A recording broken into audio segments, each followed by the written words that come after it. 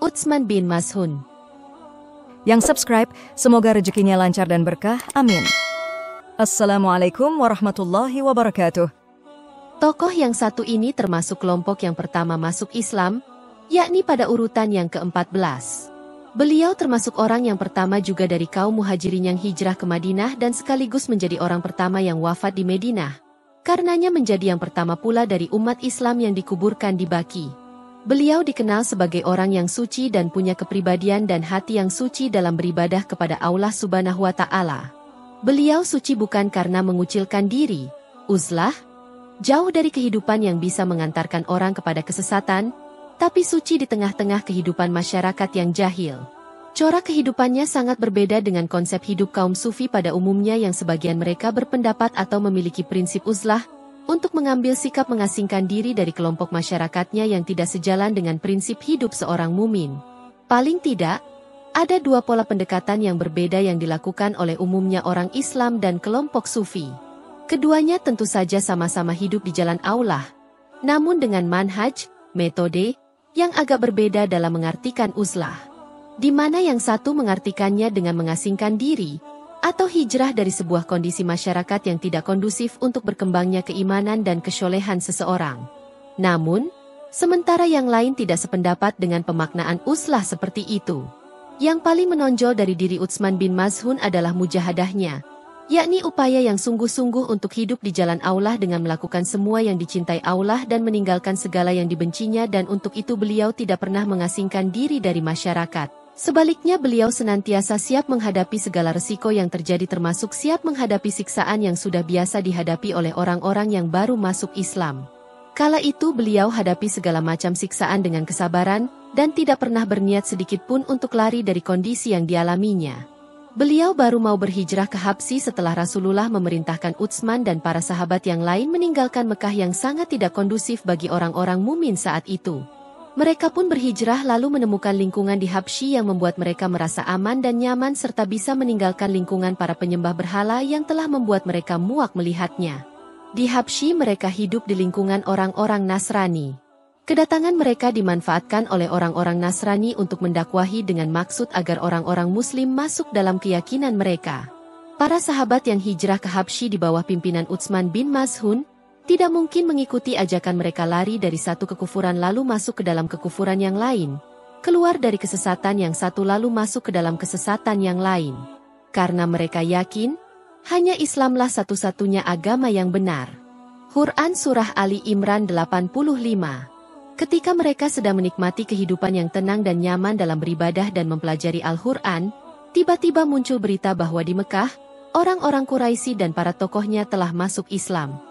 Berita yang cukup menggembirakan ini menjadikan mereka ingin sekali segera kembali ke Mekah dan mereka pun segera bersiap-siap.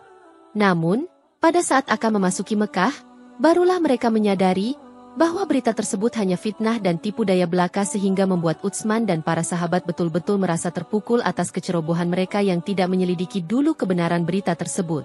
Padahal, mereka saat itu sudah berada di pintu masuk kota Mekah. Sementara itu orang-orang musyrikin yang mendengar akan kehadiran mereka yang dianggap buronan menyambut berita tersebut dengan sukacita. Bagi orang-orang musyrikin, Utsman dan para sahabat yang mau menegakkan kebenaran dianggap buronan. Di masyarakat Arab jahiliyah saat itu berlaku sistem perlindungan, di mana setiap orang bisa mencari pelindung yang tentu saja dari tokoh Quraisy yang disegani.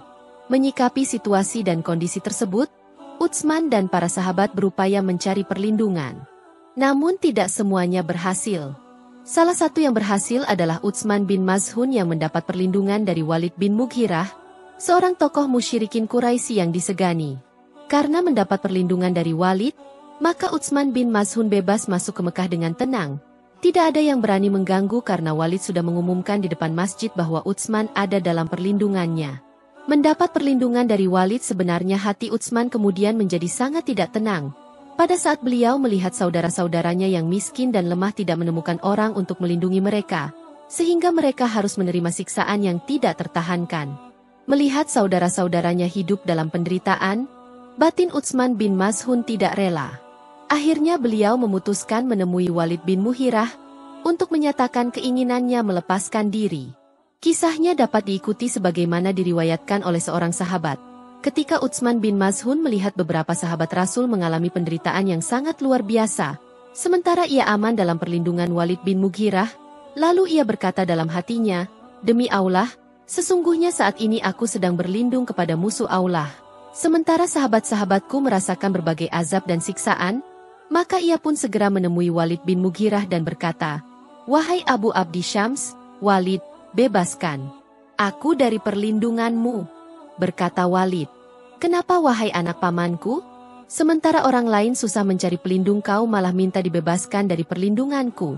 Jika kulepaskan maka boleh jadi kau akan disiksa oleh kaumku.'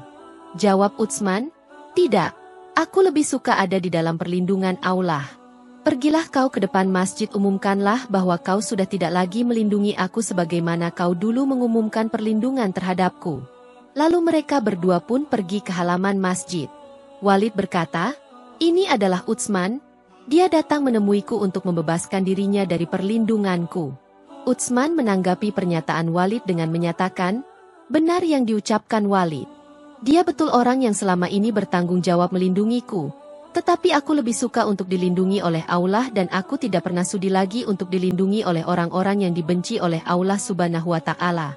Dapat kita ambil pelajaran bahwa Utsman sempat mengambil langkah yang kurang tepat, karena sesungguhnya yang tepat sebagai pelindung hanyalah Allah Subhanahu wa Ta'ala.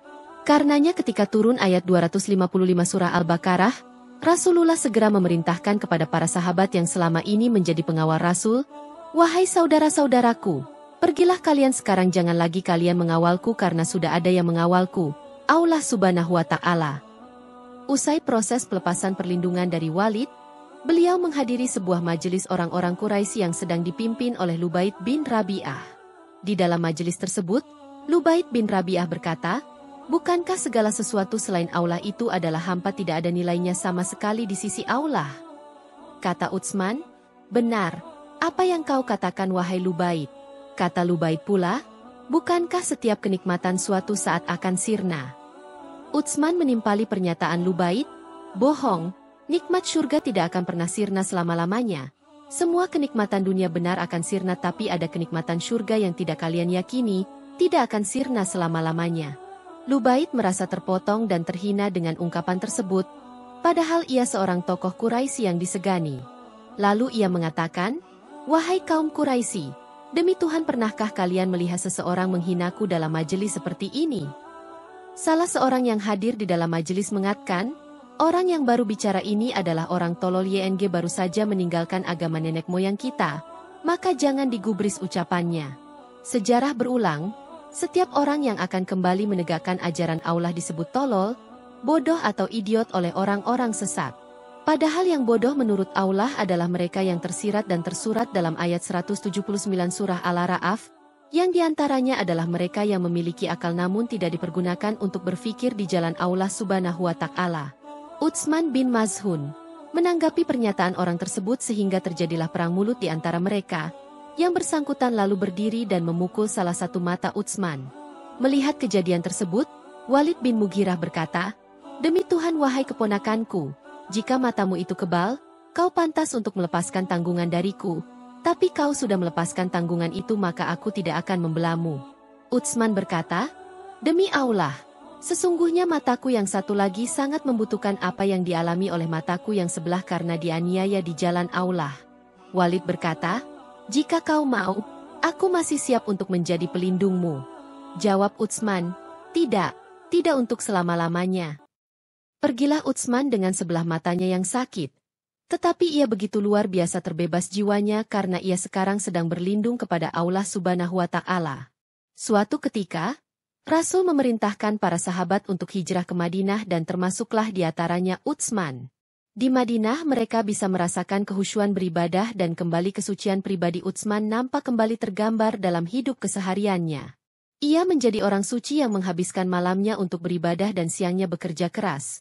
Lalu terkadang malam dan siang dipakai untuk beribadah atau malam dan siang untuk berjuang termasuk berperang menghadapi orang-orang musyrikin. Utsman punya keistimewaan tersendiri dalam berzuhud. Hidupnya benar-benar jauh dari kenikmatan dunia. Beliau lebih suka memakai pakaian yang kasar dan tidak mengganti pakaian dan beliau tidak makan, kecuali makanan yang sangat sederhana. Pada suatu saat beliau masuk ke dalam masjid yang saat itu Rasul dan para sahabat sedang duduk-duduk. Beliau masuk dengan memakai pakaian yang sangat tidak layak dipakai. Melihat kondisi beliau, Rasul pun tersentuh hatinya, sementara para sahabat yang menyaksikan malah mengalirkan air mata. Beliau beribadah ternyata bukan hanya dengan meninggalkan kenikmatan dunia dalam arti makan, minum dan berpakaian, tapi pernah juga berniat untuk menjauhi istrinya. Ketika berita ini sampai kepada Rasul, maka Rasul pun menegur beliau dengan mengatakan, istrimu punya hak darimu. Keinginan beliau senantiasa bermujahadah inilah yang membuat Rasul sangat mencintai beliau. Karena ketika ruhnya yang suci hendak meninggalkan jasad menuju ke hadirat Allah Subhanahu wa Ta'ala, Rasul pun berada di sampingnya mendampingi sampai akhir hayatnya. Dan ketika Utsman bin Maz'un akhirnya meninggalkan alam dunia ini, Rasul menundukkan kepalanya dan mencium kening memenuhi wajah Utsman dengan air mata. Dengan iringan doa beliau, semoga Allah merahmatimu, wahai Utsman, kau tinggalkan alam dunia ini tidak pernah kau ambil sedikitpun keuntungan darinya, dan dunia pun tidak pernah dirugikan oleh sebab kehadiranmu. Rasul tidak pernah melupakan orang yang sangat dicintainya. Sepeninggal Utsman beliau selalu ingat dan memujinya di depan para sahabat, sehingga diriwayatkan saat putri Rasul, Ruqayyah akan meninggal dunia, Rasul berkata kepada putrinya, temuilah segera di alam barzah, Utsman bin Maz'un, orang yang sangat baik dan mulia di sisi Allah Subhanahu wa Ta'ala.